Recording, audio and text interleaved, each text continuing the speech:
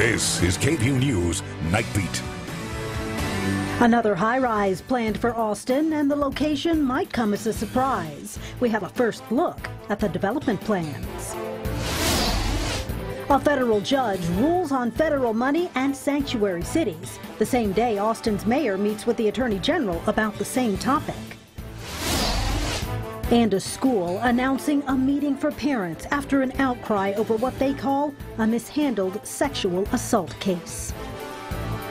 A 30-story high-rise full of residential, office, and retail space could be added to Austin's skyline. But the catch is where?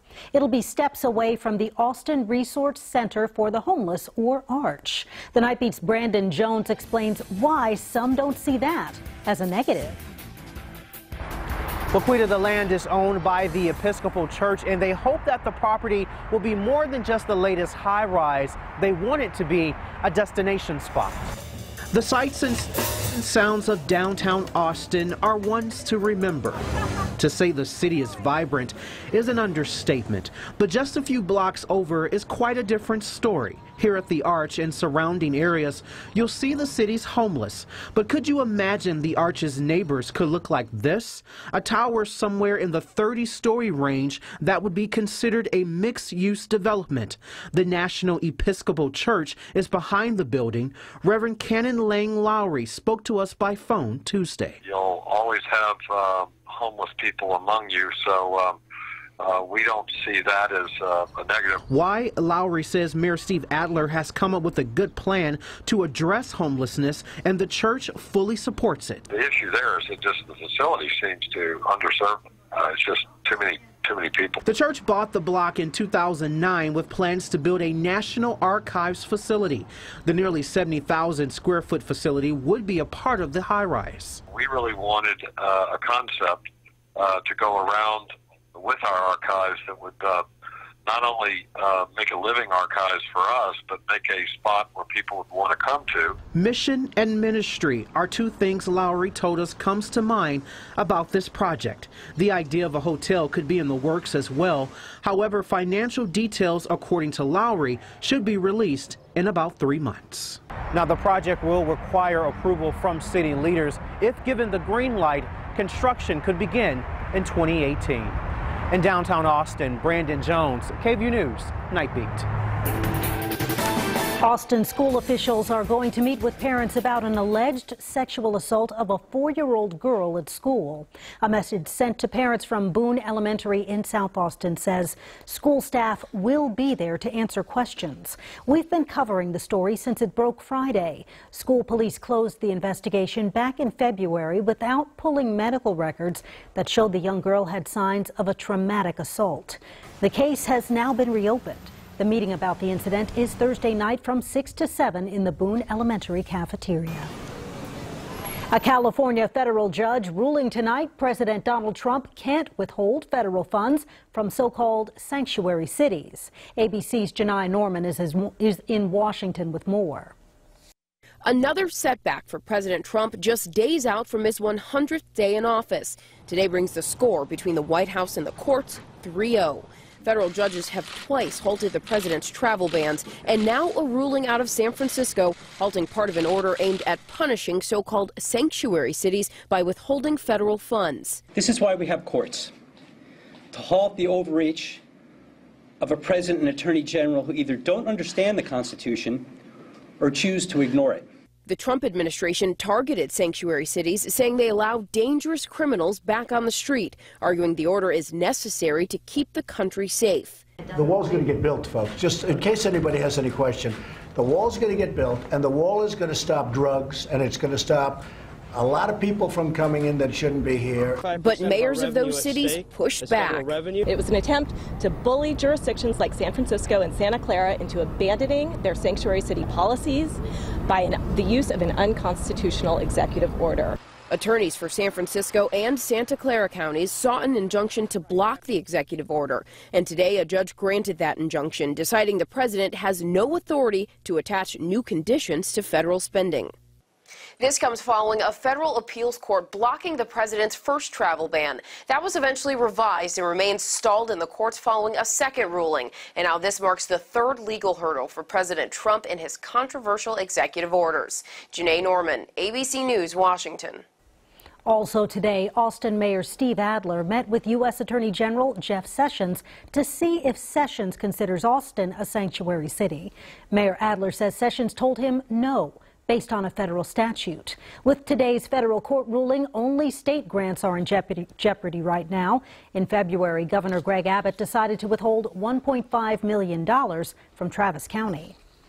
The Texas House is set to vote on SB 4 tomorrow. The bill will require all Texas law enforcement honor ICE detainers, which are voluntary requests to hold someone while their immigration status is investigated. It's expected to pass along party lines. The investigation continues tonight into an accident in North Austin that left one person dead. It happened just before 4:30. Parts of the Mopac and 183 interchange in North Austin were shut down for hours after a motorcyclist went off the flyover, falling 100 feet. Investigators don't believe alcohol or speed was a factor. Paramedics say the motorcyclist was a female in her 20s. Her name has not been released. She was wearing a helmet.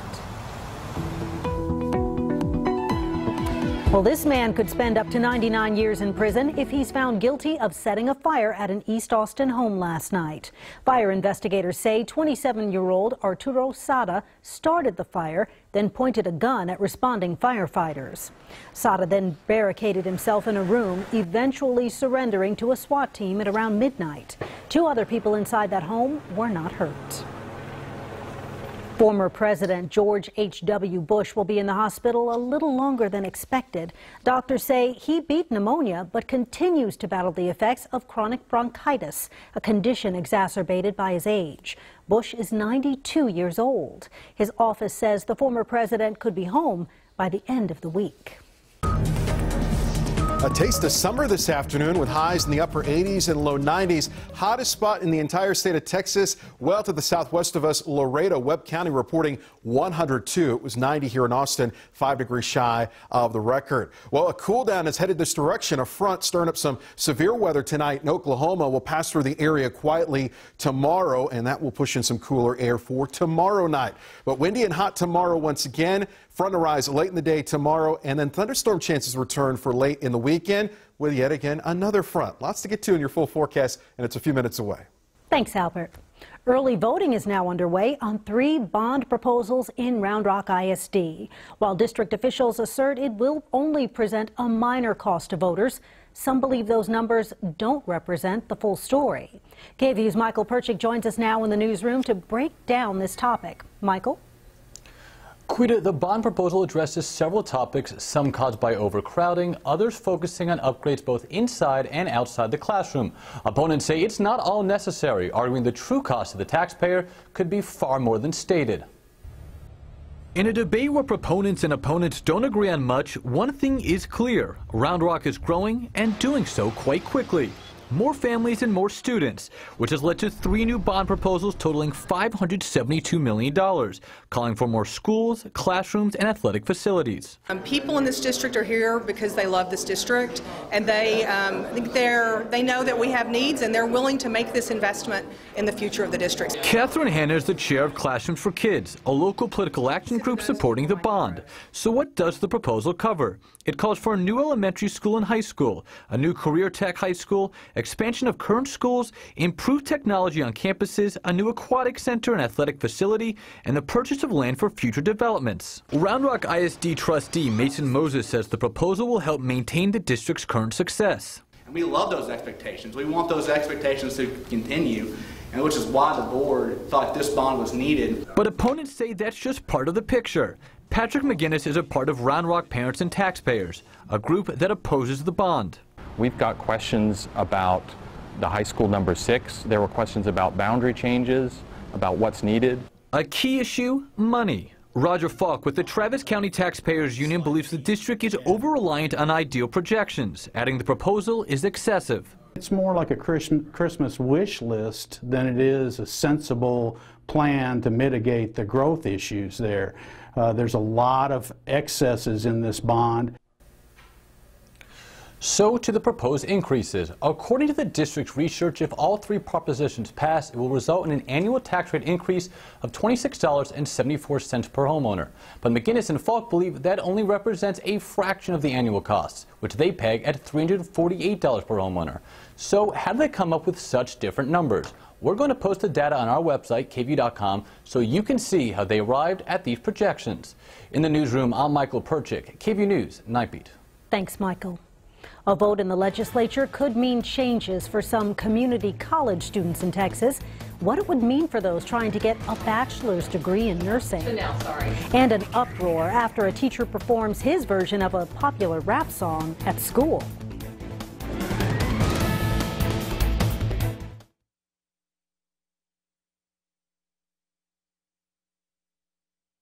Well, as you step outside this evening, it's not just warm, it is humid. The dew point at 70 degrees. That's going to allow for a couple of sprinkles overnight and for your morning commute. 90s this afternoon, 90s once again tomorrow, but a slight cool down in the forecast. That's coming up.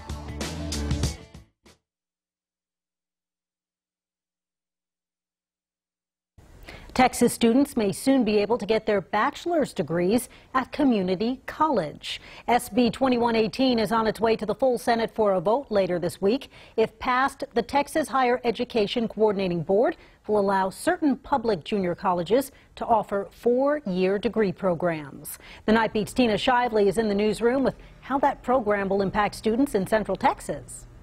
Well, Quita, Austin Community College is following the bill very closely. They hope it passes, specifically to benefit some of the 7,500 working nurses in our area who want to go back to school. The ACC program would allow nurses to complete an additional 60 credits of core curriculum and nursing coursework to get their bachelor's degree. The opportunity to expand other programs is also included in the bill, but ACC's Vice President of Instruction says they've decided to focus on nursing right now. That's because community schools are supported by their neighbors, and now it's ACC's turn to return the favor. It will be good for a lot of nurses in the region, and frankly, it'll be good for the healthcare system in the region too, because it will help us just elevate in general the level of healthcare across the region. Midgley added that the cost of the program from start to finish would be about $10,000. That's great news for students already in the workforce and likely on a budget. Now, this bill also has a companion bill in the House that is still at the committee level. If either is passed, ACC says it will take several years to get their program up and running. In the newsroom, Tina Shively, KVUE News Nightbeat. Students at 2 San Antonio high schools continue to protest after the firing of a teacher who performed a clean version of an explicit rap song at a Black History Program fundraiser. John Robertson of Judson ISD is appealing the decision to terminate his contract over his sanitized rendition of Black and Bougie. It's a popular and explicit rap song that contains the B word, the N word, degrading names for women, and talk of drugs and guns. Robertson says if given the chance, he would do it all over again. Most definitely. I would.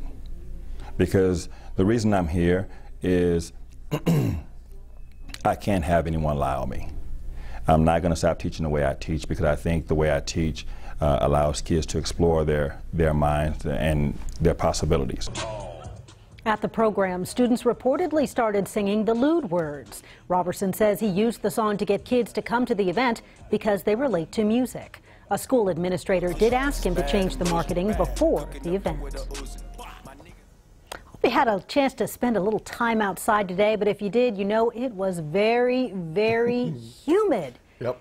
Oh, Albert, is this going to continue, or will we get a little relief? It's going to continue tonight into tomorrow morning, but then a front's going to squeeze you that moisture out of here and lower the dew points, lower the humidity. So this time tomorrow night, a little cooler and a lot drier. So it's going to feel a lot more on the comfortable side. But tomorrow, a good chunk of the day is going to be muggy. We'll start off with some low clouds in the morning, a couple of sprinkles in the morning, and then decreasing clouds, more sunshine in the afternoon, and like today, back up to at least 90 degrees. It's been breezy to windy the last several days. That continues tomorrow with a south wind in the morning, more of a a westerly wind in the afternoon, and by the mid to late afternoon, more of a northwest wind as a front moves in. That's the front that's going to be bringing in that slightly cooler air mass and lower humidity. Tonight, running into instability and also a lot of moisture up here in Oklahoma. Norman, Oklahoma, under a severe thunderstorm warning right now. The main threat is large hail. For us, though, although a lot of moisture piling up ahead of this front, pretty stable air mass, so other than a sprinkle, this front's going to come in pretty quiet. But here's a look at the moisture forecast. Again, back to the dew point. Anytime your dew point at or above 60 degrees, it's humid. Anything above 65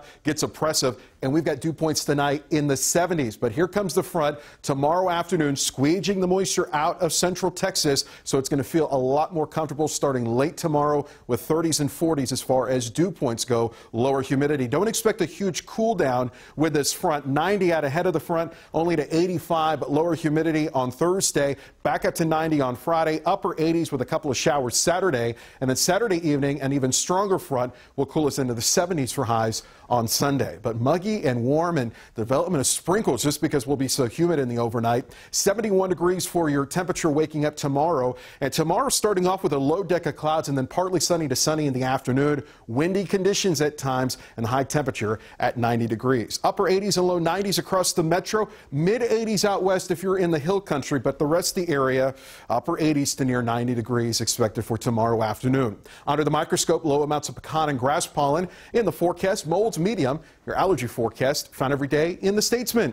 Jasmine Aguayo took this photo on Saturday evening. What a shot from the oasis overlooking Lake Travis. How great is this? Love to see your weather photos. Send them to me. Snapshot at KVUE.com. So our extended forecast. It's hot tomorrow, muggy in the morning. We're up to 90 in the afternoon, with more sunshine in the afternoon than in the morning. And at times we could see those wind gusts exceed 20 miles per hour. Sunny and breezy on Thursday. We're going to start off in the 50s Thursday. That's going to feel nice. 85 in the afternoon, but right back up to 90 on Friday. A couple of showers Saturday afternoon, but a chance of thunderstorms, some of which could be strong northeast of Austin Saturday night. And then behind that front, clearing skies and cooler, 73 on Sunday, but still breezy to windy between now and at least through Sunday. This is just the weather pattern that we're in. Historically, April, the windiest month of the entire year. Well, we have to have a good weekend. It's the Austin Food and Wine Festival. Yeah.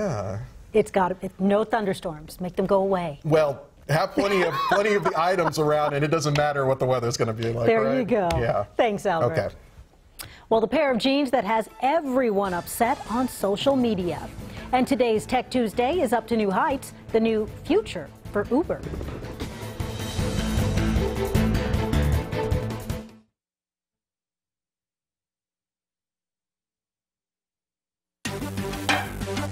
Flying cars making an appearance this Tech Tuesday. Today, Uber said Dallas and Dubai are going to be testing grounds for new flying taxis. It's called the Uber Elevate Network. The company promised much faster travel at affordable rates. Uber says it'll be ready to launch during the World Expo in Dubai in 2020. And trending tonight, a pair of ridiculously expensive jeans at Nordstrom covered in fake mud. These pants are going for $425. The description says they're, quote, heavily distressed to look like rugged Americana workwear. Okay, I guess the good news is you don't have to wash them separately because it's not like the mud's going to come off. And there's free shipping too, so hey, anybody who wants those jeans is in luck. And all of you on social media seem to think it's actually pretty ridiculous. One guy said, I would have never guessed I had $425 in my laundry basket. Another said he prefers people who buy them cheap and dirties them up. Another guy believes hard-working folks have become such a lost art that they've turned into art. Let us know what you think on our KVUE Insider Facebook page. And Mike, I'm sure you have a $425 pair of jeans lying around the house somewhere. I could have gotten rich as a kid. Just selling dirty jeans. I know. I missed out. I'm gonna have to make some jeans. There you go. There's some mud out in the back parking lot. Have fun. Have fun. Tell you who had some fun tonight. Tom Herman. He's a football coach, but he tried his hand at baseball. He's been throwing some strikes ever since he was hired. Well, could he throw a strike tonight at the Dell Diamond? Find out when KVUE returns.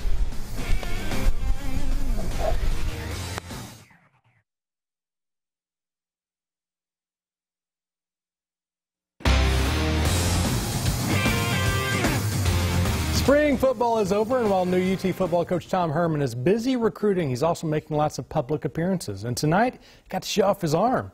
First pitch time at the Dell Diamond, and Herman wound up and fired a strike. Says it raised his first pitch average to 2 for 3. That's 667 to you and me, and he was excited to be at the ballpark tonight. I've thrown 2 first pitches in my life. One was at a U of H game and went off the rubber, and I threw a pretty good strike, and then got on the big stage at Minute Maid and bounced one to the plate. I'm excited for the stadium food. You know, I haven't had a good baseball park hot dog in a long time, so it's nice to be back. Gotta love those ballpark dogs. But when he was at Austin High, he was Isaiah Jones, the son of former Dallas Cowboys linebacker Robert Jones. But at East Carolina, he became Zay Jones, and the wide receiver made a name for himself. That has him in the talk to possibly be a first-round pick in Thursday's NFL Draft. KVUE Stacey Sladen has the story. You make it to the NFL doesn't mean you make it in the NFL. Determination. For me, it's just the beginning. Grit. I'm not satisfied. That's the chip you hear talking from the shoulder of Austin native Isaiah Jones. Thank you, I appreciate it. I'd be lying to you if I told you that I wasn't nervous today. Those are the words coming from the FBS all-time receptions leader. There's still a lot of work to be done. You know, I wasn't perfect out here today. Zay's blue-collar approach is rooted in doubt and the constant need to prove himself over and over again. No one was talking about me, and one of the things that I kind of lived my life on was never needed hype. You know, you get a lot of hype now because you're doing well, but where was the people when, you know, you were a redshirt or you were a walk-on? The East Carolina receiver has since turned heads and is now projected to be a second or third round draft pick. You've been thinking about this time all your life, and I know it's going to be a dream come true. But Zay has some added incentive, as his dad is former NFL linebacker Robert Jones. Gosh, legendary. I mean, who's in the topic of that conversation? It's Chris Johnson and my dad, right? So, I mean, to be the third guy to go in the first round, and I'm trying to beat my dad with the 24th pick. So it would just be awesome for me. No doubt Dad will be there cheering him on the day his name is called. I get to celebrate with my family and loved ones who helped supporting me. I get to celebrate with Pirate Nation. They get to see me move on, and it's just going to be great for all of us to enjoy. A celebration he hopes to get started this Thursday, the first day of the NFL Draft. Stacey Sladen, KVUE Sports Nightbeat. Dale Earnhardt Jr. has won the award as the most popular NASCAR driver 14 years in a row, and today announced he's going to retire at the end of the year. Let's go to NBA basketball. Rockets trying to finish off the Oklahoma City Thunder, and they get it done. James Harden and Houston win. They'll advance to play either San Antonio or Memphis in the second round. Time now for our highlight of the night, and the Astros get another win in Cleveland, and Josh Reddick's glove, a big reason why. Watch this catch over the field. Over the fence, I should say, in center field. We'll be right back. Goodness, he caught it. To pin himself against the wall. He had it timed perfectly, and that.